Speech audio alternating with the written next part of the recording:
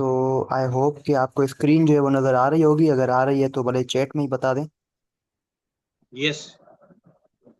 Okay, so log 8 में हम जिस तरह डिस्कस कर रहे थे, इससे पहले जो है हमने वो चैप्टर 16A को डिस्कस किया। Now in this chapter we are going to discuss about of offences against the property. थोड़ा बहुत जो है हमने वो of offences against the property को डिस्कस किया था।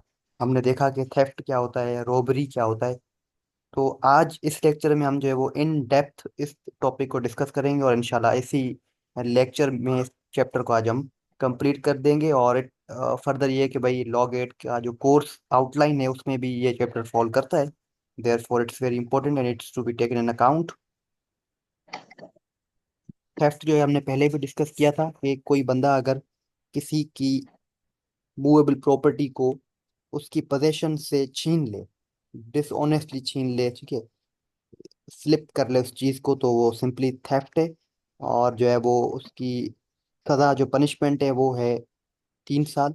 तो अब इसका जो इम्पोर्टेंट चीज़ है वो सेक्शन नंबर 378, इसको याद रखिएगा। इट इज़ वेरी इंपॉर्टेंट, क्योंकि ये कुछ इम्पोर्टेंट और जो बड़े पॉपुलर जो ऑफेंसेस है ना, उनकी उनके सेक्शंस भी पूछ लेते हैं लॉग 8 में। तो थेफ्ट का सेक्शन 378 है, इसको याद करना।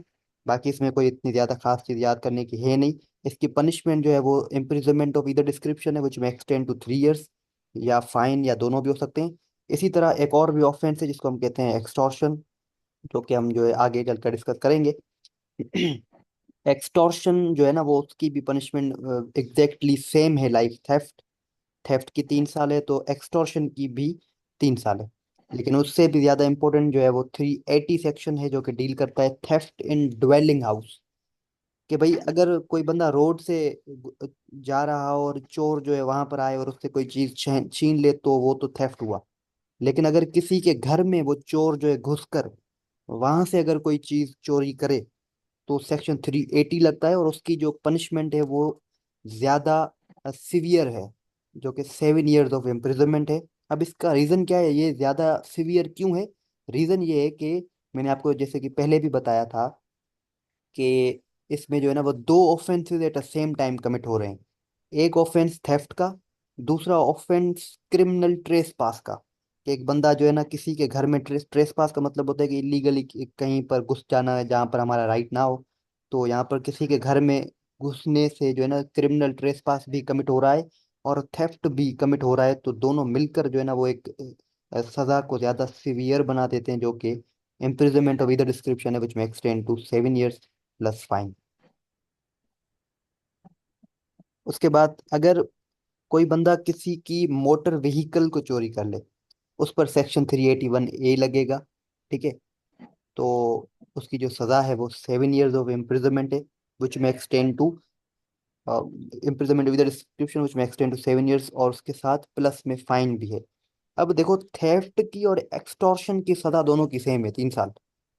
और थेफ्ट इन ड्वेलिंग हाउस और थेफ्ट ऑफ मोटर व्हीकल, इन दोनों की सजा एक जैसी है, 7 ईयर्स। यहाँ पर भी 7 ईयर्स। तो आप इस तरीके से कुछ हद तक सजाओं को याद कर सकते हो। और इसमें एक और चीज इंपॉर्टेंट है 381A में, कि इलेक्ट्रिक जो मोटर होती है ना, घर में जो ट्यूबवेल हम लगाए हुए होते हैं जो कि पानी को खींचते हैं, तो वो जो इलेक्ट्रिक ट्यूबवेल है वो भी सेक्शन 381A में फॉल करता है। यानी अगर उसको भी कोई चोरी करेगा तो उसकी सजा भी 381A में ही मिलेगी। तो ये जो है ना क्वेश्चन लॉग 8 में हो सकता है कि क्या इलेक्ट्रिक मोटर 381A में फॉल करता है या नहीं। या ये सवाल हो सकता है कि भाई अगर कोई बंदा इलेक्ट्रिक मोटर ट्यूबवेल को चोरी करे, तो फिर उस पर क्या सजा होगी, उस पर कौन सा सेक्शन एप्लीकेबल होगा? तो उस पर सेक्शन 381A एप्लीकेबल होगा। उसके बाद 383 एक्सटॉर्शन। थेफ्ट में ऐसा था कि भाई मैं सपोज कर चोरी करता हूँ, डायरेक्टली उससे वो चीज छीन लेता हूँ। एक्सटॉर्शन में ऐसा नहीं होता है। एक्सटॉर्शन में उस बंदे को मैं फियर ऑफ इंजरी देता हूँ, उसको धमकाता हूँ कि अगर मुझे उसको डराता हूँ मैं। I give that person an apprehension of injury, कि मैं जो है ना आपको नुकसान पहुंचाऊंगा अगर आप मुझे ये चीज़ डिलीवर नहीं करते, अगर आप ये मुझे चीज़ जो है ना वो नहीं देते। एक्सटॉर्शन जो है ना वो ज़रूरी नहीं है कि वो बंदा वहीं पर मौजूद हो। फॉर एग्जाम्पल, भाई पर्सन ए कोयटा में बैठा है, पर्सन बी जो है वो कराची में बैठा है। पर्सन ए कॉल करके कहता है पर्सन बी को कि तुम जो है ना मुझे ये मोबाइल फोन अभी अभी दे कर जाओ, या टीसीएस के थ्रू भेजो, ठीक है, वरना जो है मैं इंजरी तुम्हें कॉज कर दूंगा। इंजरी वो किस किस्म कोई भी हो सकती है, कि मैं तुम्हारे प्रॉपर्टी का नुकसान कर दूंगा, यहाँ पर तुम पर हमला कर दूंगा कहीं भी। तो एक्सटॉर्शन में वहां पर मौजूद होना लाजमी नहीं है, लेकिन थेफ्ट तो वहीं पर कमिट होता है। तो this is a simple and slight difference between theft and extortion. जो इम्पोर्टेंट चीज़ है वो याद करने की एक्सटॉर्शन में ये है कि इस यहाँ पर फियर ऑफ इंजरी होता है, प्लस में जो इसकी सज़ा है ना वो एग्जैक्टली सेम है लाइक थेफ्ट। ठीक है, 3 साल की। अब ये एक जो है ना वो इलस्ट्रेशन है कि ए जो है वो एक डिफेमेटरी लाइबिल जो है ना वो पब्लिश करने का एक थ्रेट देता है जेड को, कि भाई मैं तुम्हारे खिलाफ एक जो है ना कोई भी गलत चीज फेसबुक पर सपोज करो मैं अपलोड कर दूंगा, जिससे तुम्हारा जो है ना बड़ा नुकसान हो जाएगा। ठीक है, अगर तुम मुझे पैसे नहीं दोगे तो, अगर तुम मुझे पैसे दे देते हो तो ठीक है। तो ये जो है ना ये जो चीज है वो दिस इज एन एक्सटॉर्शन। यहाँ पर जो है ना वो एक बंदे को धमकाया जा रहा है कि तुम मुझे कोई चीज दो जो कि मूवेबल चीज है। ठीक है, हाँ ये भी चीज याद रखना कि थेफ्ट और एक्सटॉर्शन में मूवेबल का मामला है, इमूवेबल चीजों का नहीं।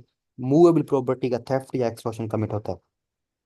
तो ये जो सिचुएशन है वो, क्या आपने समझा कि इज इट एन एक्सटॉर्शन और not? Answer is yes, this is an extortion, because एक जो है ना वो फियर ऑफ इंजरी दी जा रही है। अब इंजरी का मतलब यहाँ पर सिर्फ ये नहीं है कि बॉडीली हार्म दिया जाए, कोई प्रॉपर्टी का नुकसान भी हो सकता है। यहाँ पर जो कोई डिफेमेटरी लाइबल है ना, तो वो तो कोई नुकसान हार्म वगैरह तो है नहीं बॉडीली। तो यहाँ पर एक जो है ना रेप्यूटेशन का मामला है कि रेप्यूटेशन को अफेक्ट किया जाएगा अगर जेड जो है ना पैसे नहीं देता टू टू पर्सन ए जो कि एक्सटॉर्शन यहाँ पर कमिट कर रहा है। बाकी जो है सजाएं दोनों की सेम है, थेफ्ट की और एक्सटॉर्शन की, 3 years ऑफ इम्प्रिजनमेंट।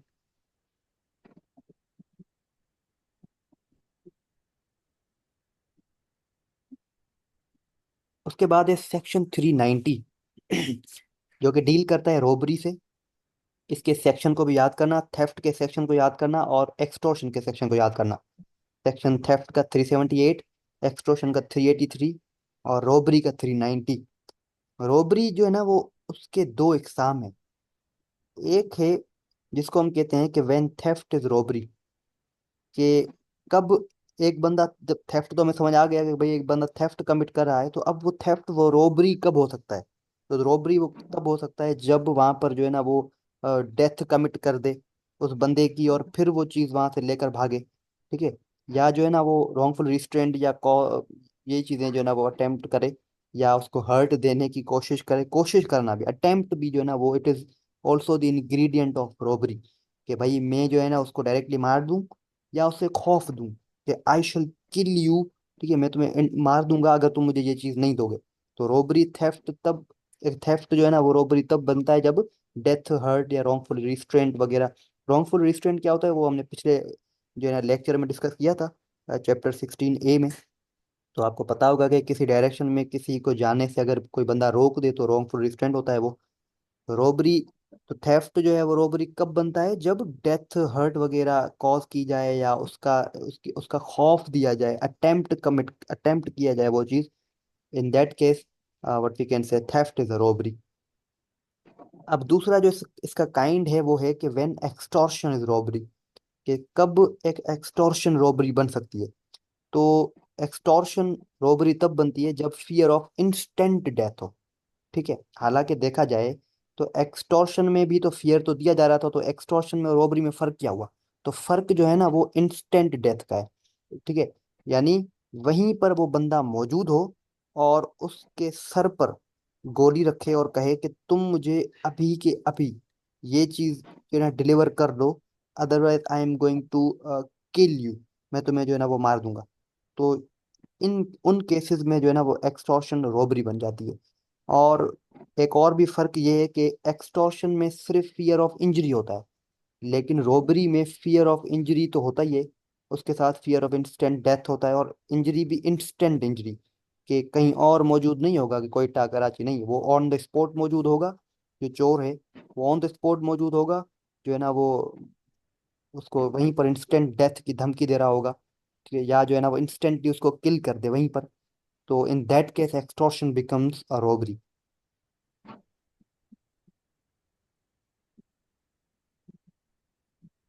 अब ये एक सिचुएशन है, इसको देखो।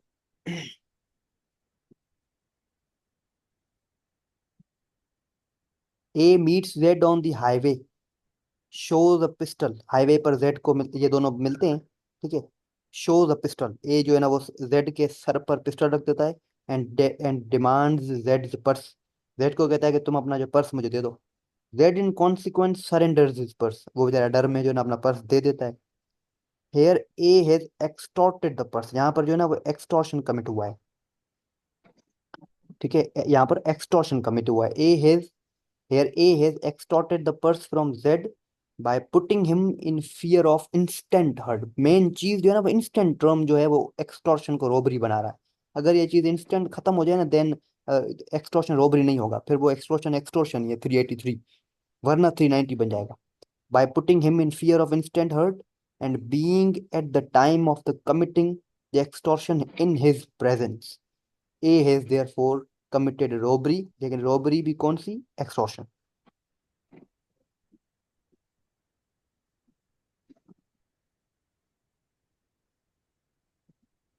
अब यहाँ पर एक और इलस्ट्रेशन है, इलस्ट्रेशंस पर बड़ा ध्यान देना। ये इलस्ट्रेशन जो है ना वो बहुत बार आई हैं, और जो है ना वो बड़ी प्रोबेबिलिटी है कि ये चीज़ फिर से भी आ सकती हैं, ठीक है। क्योंकि सेक्शन नंबर याद होना जरूरी नहीं है, ये जो ना पनिशमेंट याद करना ये भी इतना आसान नहीं है। लेकिन ये इलस्ट्रेशन जो है ना, इससे आपके कॉन्सेप्ट का पता चलता है कि आप क्या समझ रहे हो इलस्ट्रेशन से।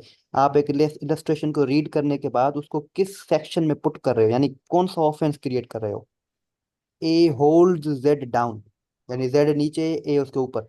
ए hold Z down and फ्रैडुलेंटली takes Jades money and jewels from Jades cloth. अब देखो सिचुएशन क्या है कि जेड नीचे और ए खुद ही जेड के पॉकेट से वो चीजें निकाल रहा है, वो ज्वेलरी उसे छीन रहा है विदाउट जेड्स कंसेंट।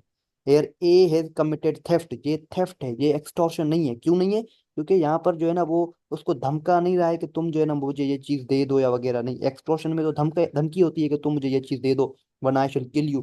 थेफ्ट में तो वो खुद ही निकालेगा, लेकिन वहां पर भी डर होगा कि अगर मैं नहीं दूंगा तो ये मुझे बंदा मार देगा, कि पिस्टल वगैरह उसके सर पर होगी, इस तरह का मामला थेफ्ट में भी होगा।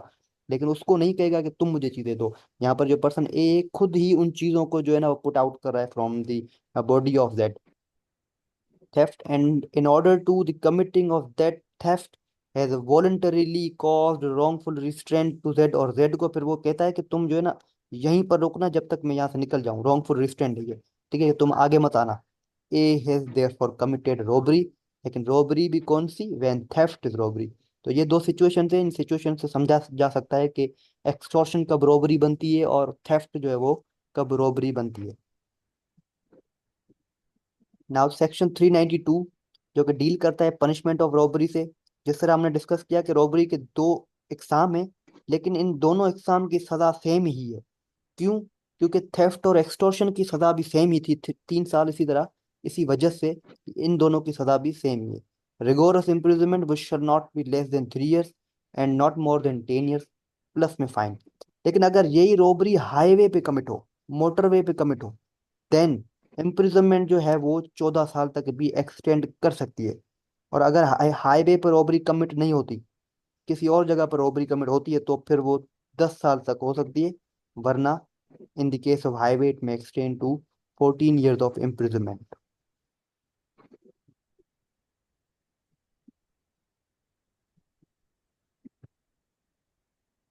उसके बाद है सेक्शन 391 कि डेकोइटी क्या होती है, ठीक है। तो डेकोइटी तब भी है भाई जब जो हम डिस्कस कर रहे थे रॉबरी, अगर यही रॉबरी 5 या 5 से ज्यादा लोग मिलकर कमिट करें रॉबरी को, तो देन इट बिकम्स डेकोइटी, वरना वो डेकोइटी नहीं है। तो डेकोइटी में और कुछ नहीं है, उसमें जो है ना वो लोग ज्यादा होंगे, कितने, 5 या 5 से ज्यादा।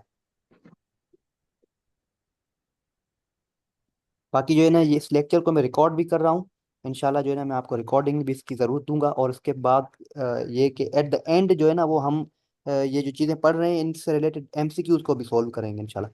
तो है ना उससे उससे और ज़्यादा ये चीज़ें जो है ना हमें क्लियर हो जाएंगी। और फिर 395 जो है ना deals with the punishment for dacoity. तो डेकोइटी लोगों की तादाद ज़्यादा होने की वजह से पनिशमेंट की सिवियरिटी भी बढ़ गई। इम्प्रिजनमेंट फॉर लाइफ होगी, या रिगोरस इम्प्रिजनमेंट यानी जिसमें जो है ना वो लेबर वर्क भी होगा, विच में extend to 10 years plus fine. अब नेक्स्ट सेक्शन इज 402A जो कि डील करता है हाईजैकिंग से। तो बड़े लोग जो है ना वो उनका लोगों बहुत लोग ये सोचते हैं कि एक बस को जो है ना वो हाईजैक किया जाता है, कार को भी हाईजैक किया जाता है, तो वो सब सेक्शन उन सब की पनिशमेंट 402A या बी में मौजूद है। ऐसा नहीं है। हाईजैकिंग जो है ना वो सिर्फ डील करता है सीजिंग एन एयरक्राफ्ट। ठीक है, एयरक्राफ्ट को जब उसकी चोरी हो, एयरक्राफ्ट को जब सीज किया जाए, दैट इज हाईजैकिंग ओनली। जिसकी सजा जो है ना वो डेथ हो सकती है या इम्प्रिजनमेंट फॉर लाइफ हो सकती है, प्लस में four feature of property and fine.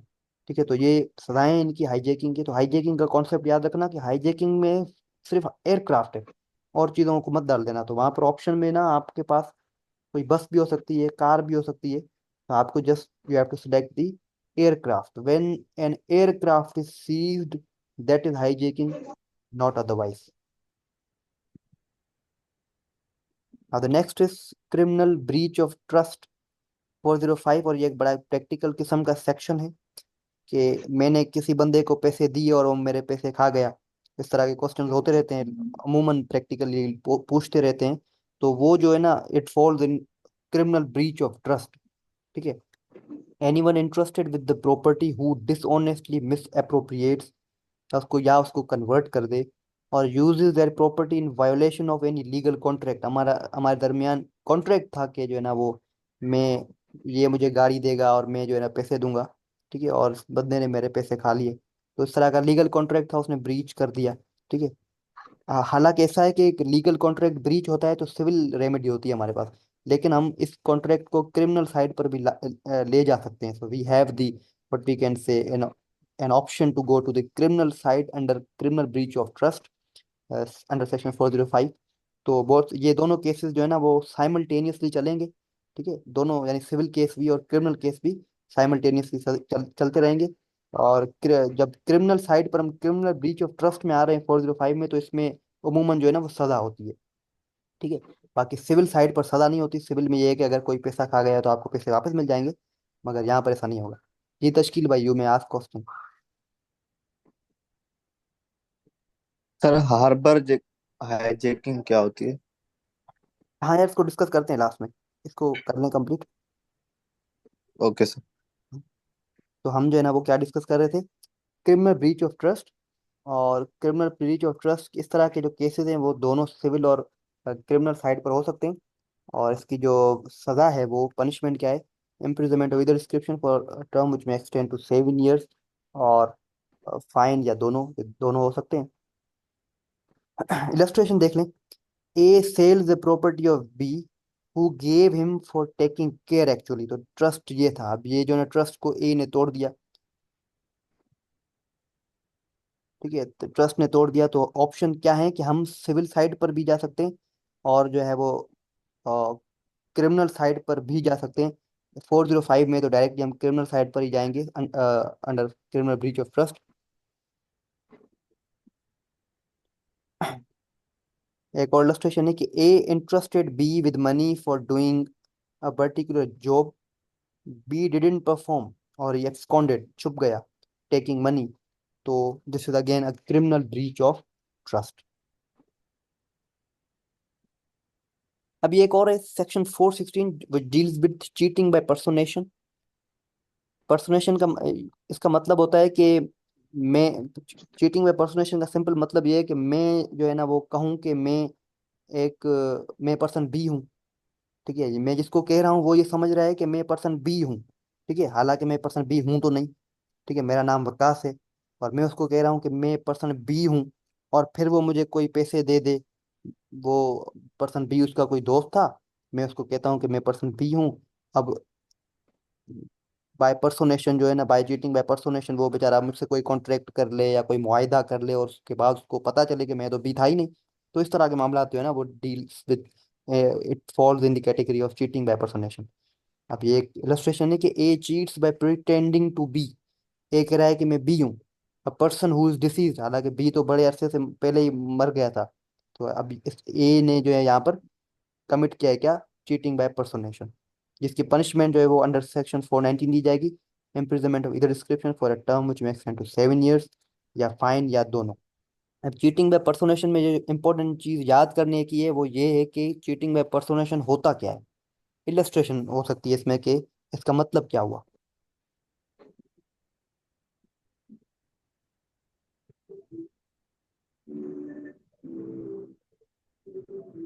अब जो है ना कोई बंदा ये इलस्ट्रेशन पढ़े और मुझे बताए कि ये इलस्ट्रेशन क्या कहती है। कोई पढ़ के बताए काइंडली। कौन सी सर? आपको शो नहीं हो रही है कि ए इंट्रोड्यूसेस वाटर इनटू। अगर हो रही हो तो काइंडली इसको पढ़ें और बताएं कि इसका A मतलब। introduce water into an ice house belonging to Z and thus causes the ice to melt, intending wrongful loss to Z. A committed which offense? हम्म। तो क्या ऑफेंस कमिट किया है इसने, क्या है ये।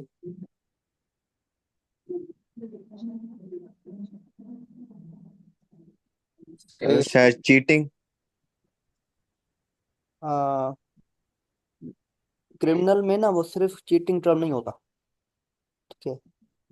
जिस तरह बाय पर्सोनेशन एक चीटिंग कमिट हुई, चीटिंग भी किस किस्म की चीटिंग। और हम जो है Cheating ना वो dishonestly. जी जी जी। हेलो।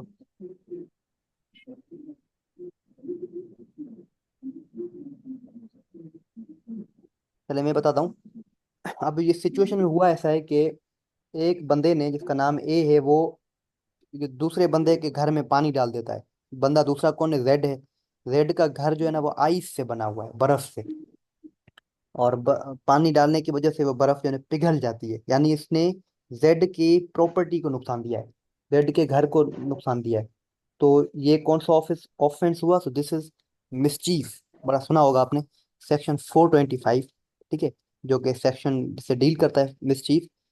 अब मिसचीफ का सिंपल मतलब क्या हुआ कि जब किसी की प्रॉपर्टी को जो है वो नुकसान दिया जाए। अब ये प्रॉपर्टी पब्लिक भी हो सकती है, ये प्रॉपर्टी जो है ना वो प्राइवेट किसी एक बंदे की भी हो सकती है। So this is simply the mischief. अब इसकी इसकी इसके लिए एक और इलस्ट्रेशन है कि अब इसको पढ़ें। इसको मुझे बताएं कि ए having joint property with Z in horse, इसका क्या मतलब है। इसको पढ़ें बताएं मुझे, या भले आप चैट में बता दें। A having joint property with Z in horse, shoot or the horse intending air cause of wrongful loss, ZA committed mischief. अगर एक एक इकट्ठे उनकी प्रॉपर्टी है, एक जैसे उनका घोड़ा है और वो शूट करता है एक हारे को, intending their cause of wrongful loss, और उस पे वो जो है क्या कहते हैं उस पर कंटेम्प्ट करता है, तो उसने वो शरारत की है। हाँ सही है। ए जो है ना having joint property with Z in horse, यानी इन दोनों ने मिलकर घोड़ा जो है ना एक लिया है, दोनों ने पैसे दिए आधे आधे। ठीक है। अब ए क्या करता है कि उस घोड़े को शूट कर देता है। हालांकि वो घोड़ा सिर्फ ए का तो था नहीं, दोनों का था। यानी इसका मतलब है कि उसने जेड की प्रॉपर्टी को भी नुकसान दे दिया ना। तो ये है जॉइंट जो है ना, मैं कहूँ कि एक डैमेज है। ठीक है, to the property. Joint joint damage हुआ। ठीक है, ए को भी नुकसान तो हुआ, लेकिन ए ने जेड को नुकसान दे दिया, तो इस वजह से here we can say again mischief is committed. अब एक और ये इलस्ट्रेशन है कि a person intentionally sets fire to public bus knowing it will cause harm। ठीक है। अब जो है ना बस को वो आग लगा देता है। बस जो है ना वो पब्लिक बस थी कोई, फॉर एग्जांपल ग्रीन लाइन थी, ऑरेंज लाइन थी, रेड लाइन थी। अब ये जो है ना वो बस जो पूरी जल गई, तो ये जो नुकसान है वो पब्लिक प्रॉपर्टी को नुकसान हुआ है। तो इस वजह से this is again a mischief. तो कहने का मतलब क्या, कि मिसचीफ जो है ना वो पब्लिक प्रॉपर्टी को भी नुकसान दिया जा सकता है मिसचीफ में, प्राइवेट प्रॉपर्टी को भी। इसकी पनिशमेंट जो है ना वो सिंपल 3 मंथ है इम्प्रिजनमेंट विद डिस्क्रिप्शन, या फाइन, या दोनों। अब है क्रिमिनल ट्रेस पास, और उसके बाद हाउस ट्रेस पास।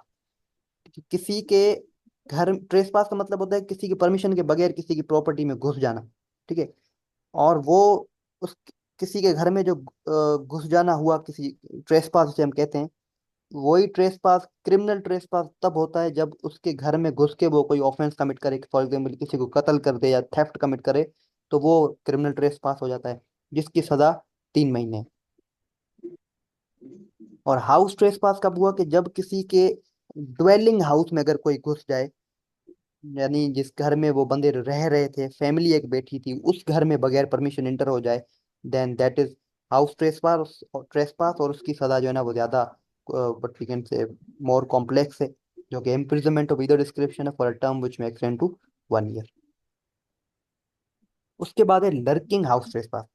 लर्किंग का मतलब होता है छुप जाना। ठीक है, हाउस ट्रेसपास तो कमिट हुआ, यानी ड्वेलिंग हाउस में इंटर होकर और फिर वो छुप गया अंदर। अब जो अगर छुपा हुआ है, और जो है सपोज करे बीवी जो है ना वो फिर बाद में कहीं घूमने गई थी, घर वापस आती है, देखती है कि कमरे में कोई आवाज आ रही है, लोगों को बुलाती है, दर को तोड़ते हैं, देखते हैं कि एक बंदा छुपा हुआ है अंदर। ठीक है, क्योंकि उस बंदे को पता चल गया था कि ऑनर जो है ना वो आ चुका है, आ चुका है, आ चुकी है। तो जो छुपा हुआ था, अब ये ना इस तरह का अगर कोई मामला तो कि बंदा ऑफेंडर है, तो छुपा हुआ हो किसी घर में, then that is lurking trespass, lurking house trespass. इनकी सिचुएशन हम एमसीक्यूज में देखेंगे तो आपको पता चलेगा, और तभी जाके आपको ना डिफरेंस पता चलेगा कि क्रिमिनल ट्रेसपास, हाउस ट्रेसपास और लर्किंग हाउस ट्रेसपास में फर्क क्या होता है। तो ये था आज का हमारा चैप्टर 17। अब आते हैं हम एमसीक्यूज पर। लेकिन एमसीक्यूज से पहले शायद तश्कील ने सवाल पूछा था कि हार्बर और हाईजैकिंग में फर्क क्या होता है। तो देखें यार, हाईजैकिंग एज पर पीपीसी हमने जो देखा कोई वो ये था कि किसी के एयरक्राफ्ट को अगर जो है ना वो हाईजैक किया जाए, then that is hijacking. Harbour में ऐसा होता है कि एक ऑफेंडर को पनाह देने को हार्बर कहा जाता है। फॉर एग्जाम्पल, मैंने किसी का कत्ल कमिट कर दिया। अब मुझे जो है ना वो law enforcement agencies, for example police, मुझे ढूंढ रही है। मैं जो है ना किसी के घर में छुप जाता हूँ, जिसके घर में छुप रहा हूँ वो बंदे मुझे छुपा रहे हैं। ठीक है, वो मुझे जो है ना असाइलम दे रहे हैं। तो इसका मतलब है कि अब उस घर के जो लोगों ने एक ऑफेंस कमिट कर दिया है। कौन सा ऑफेंस? हार्बर। ठीक है, हार्बरिंग जिसे हम कहते हैं। तो हार्बर कमिट किया है। ठीक है, तो हार्बर इस चीज को कहते हैं। टाइम भी अब ओवर होने लगा है, 9 मिनट पे 10 मिनट बचे हैं। तो हार्बर क्या हुआ? कि एक ऑफेंडर को पनाह देना, दैट इज कॉल्ड हार्बर। वो आपको मिल जाएगा सेक्शन इसी में ही। लेकिन जो है ना ये चीजें ये हैं, बाकी इन दोनों के हम ये नहीं कह सकते कि हाईजैकिंग और हार्बर में फर्क क्या है। ये दोनों अलग चीजें हैं, वैसे इसमें फर्क की तो कोई बात ही नहीं है। They both terms are different. ठीक है, बाकी ये डेफिनेशन है, एक मतलब है कि हाईजैकिंग का मतलब पीपीसी में ये होता है, और हार्बर का मतलब पीपीसी में ये होता है कि किसी को पनाह देना। अब हम चलते हैं एमसीक्यूज की तरफ।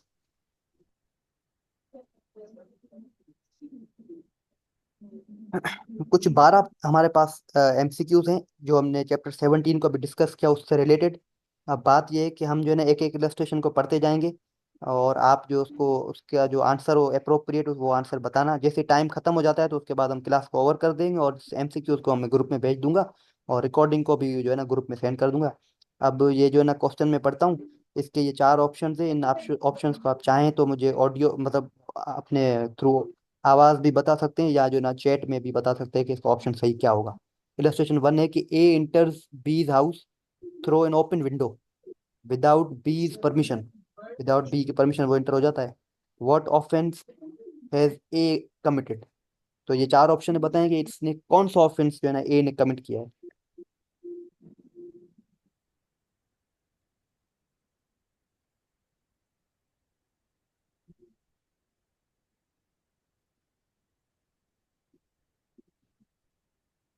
सर मेरी तो नजर कमजोर है, मुझे तो नजर ही नहीं आ रहा। अरे यार, चलें। हम तो पार्टिसिपेंट शायद 2 ही हैं, और शायद इंटरनेट का मसला हुआ, क्या हुआ। तो चले, मैं ग्रुप में भेज दूँ इसको, क्या करूँ?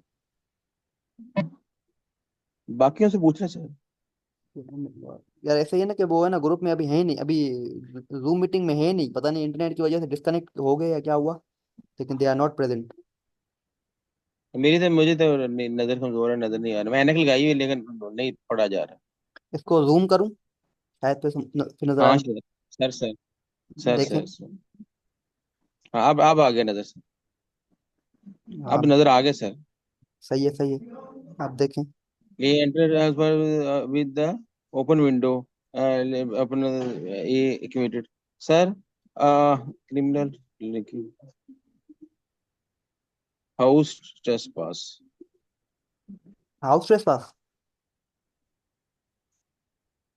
लिंकिंग सर, सी आएगा, linking house trespass.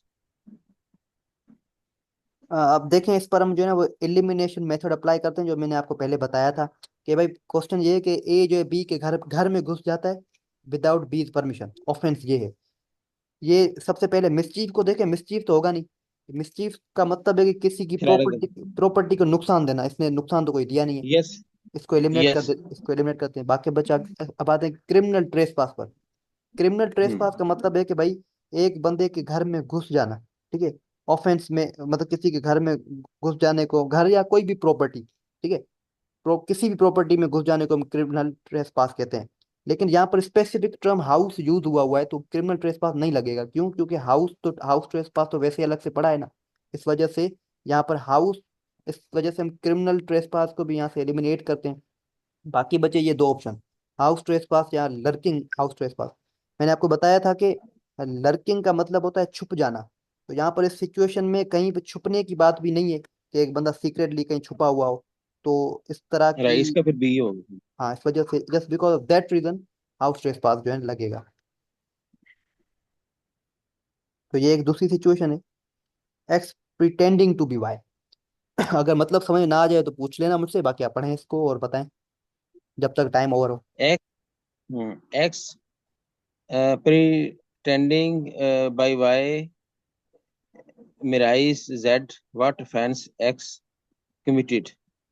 Criminal, breach of trust, extortion, cheating by persuasion, mischief.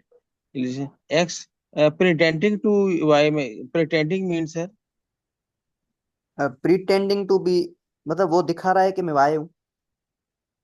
हाँ हाँ, फिर भी इसका यही आ गया सर, फिर इसको तो ये श्योर है कि ये आ गया इसका, सी आ गया, चीटिंग बाई प्रोनाउंसिएशन। ये तो हाँ, श्योर है। बिल्कुल सही है, बिल्कुल सही है कि ठीक है, चीटिंग बाय पर्सोनेशन में दिखाऊं एक और, मैं और एक्चुअल में कोई और हूँ। थोड़ा सा ये अल्फाज थोड़े से, हालांकि मैं थोड़ी इंग्लिश समझता हूँ, लेकिन ये ऐसे मुझे ना डिफिकल्टी होती है प्रिटेंडिंग के और मैरिज, ये मुझे इसकी नहीं आ रहे वर्ड मीनिंग। वर्ड मीनिंग, ये जो इलस्ट्रेशंस में लिखी हुई है ये नहीं आती, या इस तरह की और भी जो होते हैं बुक में लिखे हुए वो भी नहीं समझ आते? ये ज्यादा ये इलस्ट्रेशन में नहीं आते, बाकी जैसे प्रिटेंडिंग के मैंने मुझे नहीं आ रहे, मैरिज के नहीं आ रहे। देखें, ये सिनोनिम टर्म्स हैं, इन टर्म्स को कोशिश करें कि इन चीज़ों को समझें, ये बड़े इंपॉर्टेंट होते हैं, यही जो होती है ना पूरी गेम को चेंज राइट कर सर। देते हैं। Right sir. ठीक है, तो यहाँ पर बिल्कुल सही है, चीटिंग बाय पर्सोनेशन है। लेकिन देखें, जब आपको आपको एक ऑप्शन आ भी रहा हो ना कि डायरेक्टली आपको पता है कि यही लगेगा, लेकिन उसके बावजूद भी उन दूसरे ऑप्शंस को देख लिया करो कि कहीं ये ना हो जाए। हाँ, लास्ट टाइम ऐसे हुआ सर, मेरे 47 मार्क्स है, मैंने वो इसी सीधी सीधी पढ़े। अगर मैं बाकी सारे पढ़ता तो 4 5 6 नंबर ले सकता। हाँ, तो ये बड़े साइंटिफिकली प्रूव्ड है कि जो ना एलिमिनेशन मेथड एमसीक्यू में लाजमी अप्लाई करेंगे, एलिमिनेट करते जाएं जो आपको लगता है कि ये तो हो ही नहीं सकता। राइट। इसके बाद दिस इज थर्ड इलस्ट्रेशन, और अब आपकी दूसरी क्लास है, the teacher is waiting now. मैं समझता हूँ कि मैं जो राइट इसको सर। ग्रुप में भेज दूँ तो बेहतर रहेगा। Right sir. ठीक है, अस्सलाम वालेकुम, खुदा हाफिज, नेक्स्ट टाइम मिलेंगे। खुदा हाफिज़ सर, वालेकुम सर।